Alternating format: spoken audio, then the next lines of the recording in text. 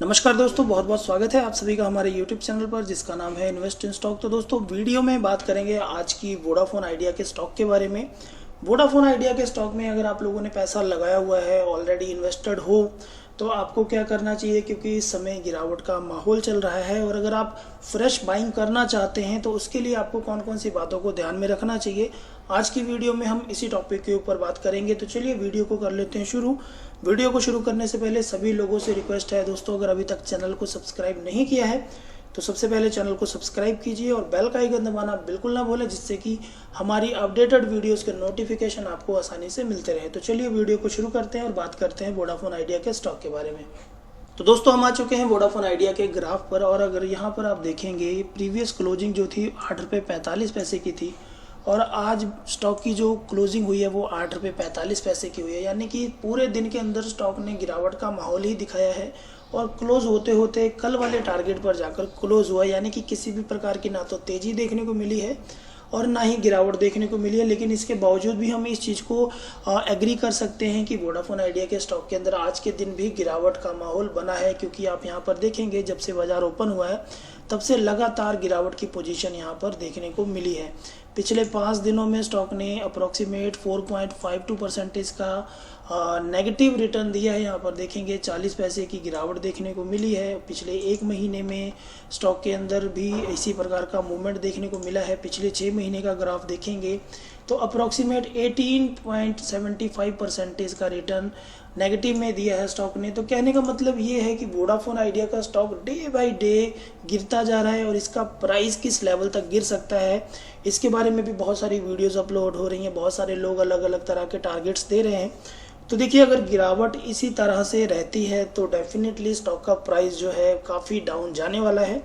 और अगर आप लोगों का पैसा यहाँ पर फंसा हुआ है तो आप लोग क्या करें इसके बारे में देखिए। स्टॉक में अगर आप काफ़ी हायर लेवल पर स्टक हैं तो डेफिनेटली आपको लॉस ही देखना पड़ेगा। यहाँ पर कोई भी पॉसिबिलिटी यहाँ पर देखने को नहीं मिलती। लेकिन कुछ एक बातें हैं जिसके बिहाफ पर कभी ना कभी ऐसा लगता है कि वोडाफोन आइडिया का स्टॉक जो है काफ़ी जल्दी कमबैक करेगा, काफ़ी जल्दी ग्रो करेगा। लेकिन एज ए इन्वेस्टर अगर हमारा पैसा किसी स्टॉक में काफ़ी लंबे समय से फंसा रहता है और उसके बाद अगर उसमें रिवर्सल मिलता है तो उसमें ये कहना बहुत गलत होगा कि आपने यहाँ पर अपना पैसे को एवरेज किया, क्योंकि देखिए प्रॉफिट की तो बात ही नहीं रह जाती।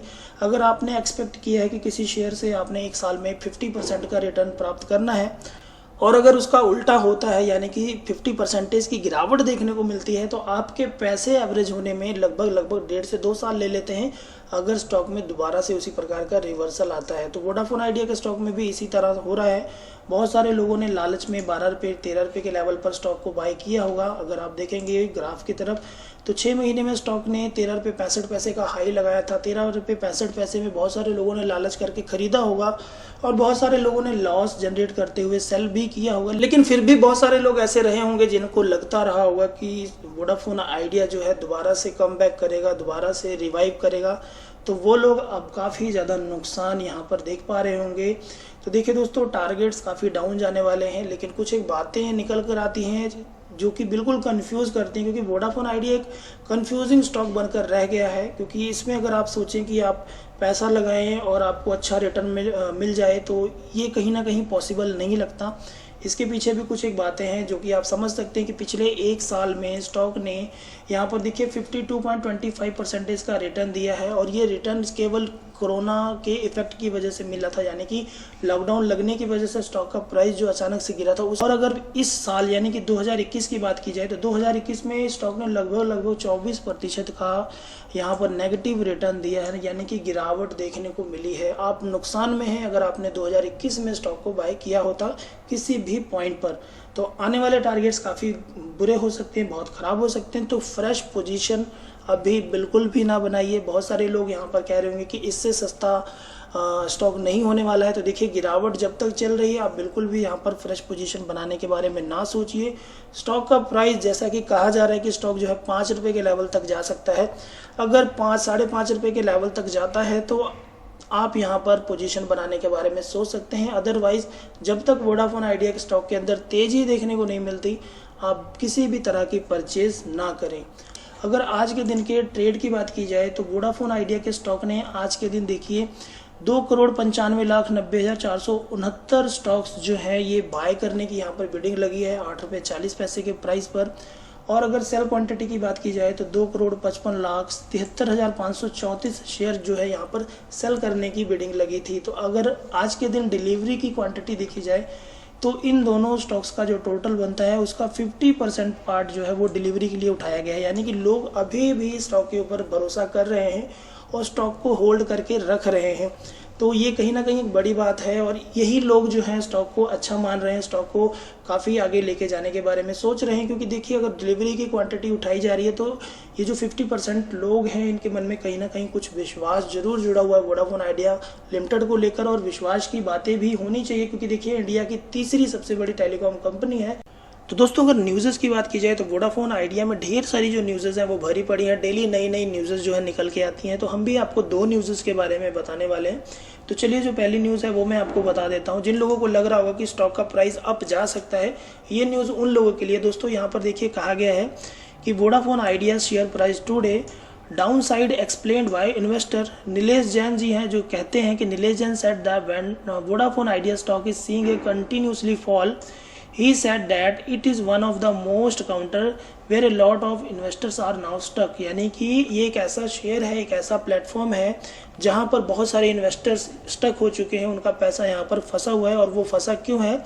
क्योंकि उन इन्वेस्टर्स को लगता है this is because A lots of investors still have conviction that this counter will see A bounce back. मतलब बाउंस बैक कहने का मतलब कि उन लोगों को लगता है कि इस काउंटर यानी कि इस शेयर का बाउंस बैक जो है देखने को मिल सकता है, दोबारा से जो शेयर है वापस से 111-12 रुपए के टारगेट पे जा सकता है। इसी वजह से इन लोगों का पैसा यहाँ पर स्टक है। और दोस्तों ये बात बिल्कुल सच साबित होती है क्योंकि अगर 111 रुपये से लेकर स्टॉक अगर 8 रुपये के लेवल पर आ चुका है और अगर आप अभी भी उम्मीद लगाकर बैठे हैं कि स्टॉक वापस से 111 रुपये के लेवल पे जाएगा तो कहीं ना कहीं आपकी बेवकूफ़ी होगी।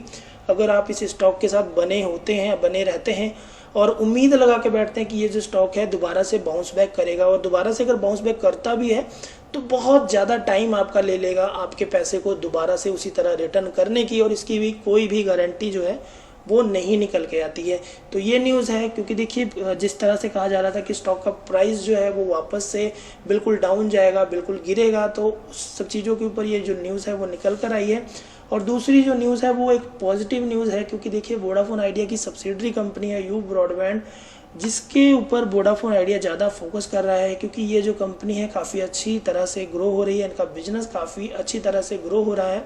और अगर पूरी न्यूज़ की तरफ ध्यान दिया जाए तो यहाँ पर कहा जा रहा है कि Vodafone idea now focusing on the future growth in India is a looking grow it's broadband business.